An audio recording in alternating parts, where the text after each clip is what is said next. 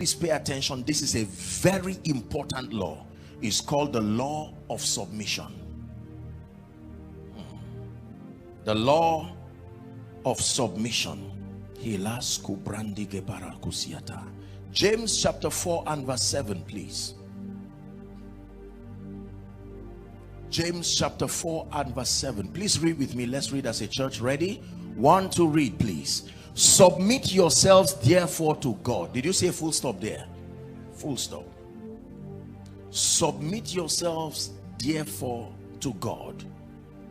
Then it now says, resist the devil. From the standpoint of that submission, and it leaves you with an assurance consistent with Genesis. Remember, resist the devil and he will flee from you.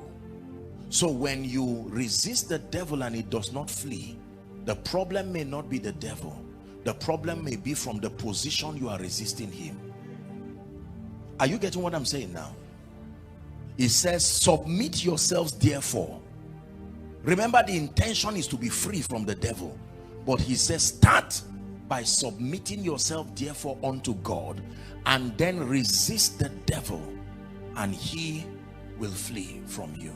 You are only as powerful as your relationship with the authority that sends and backs you. You are only as powerful as your relationship with the authority that sends and backs you. You are only as powerful as your relationship with the authority that sends and backs you. Please look up.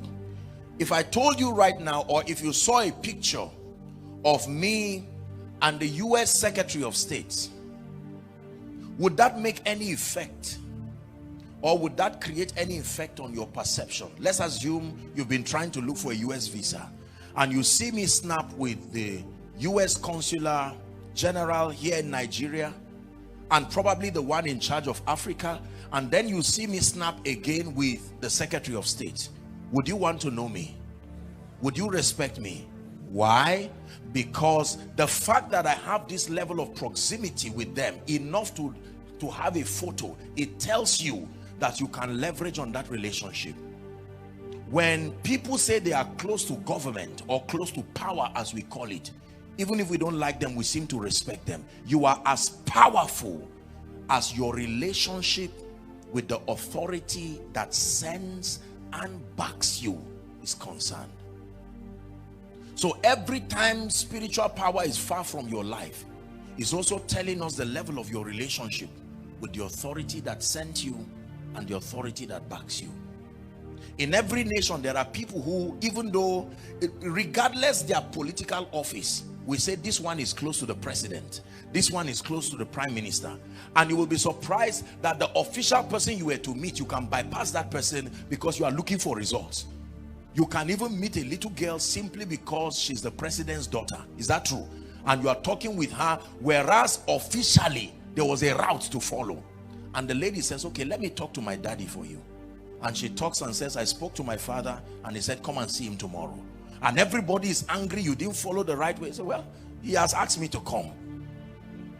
Are you? Submission is a very powerful mystery that has not been understood in the body of Christ.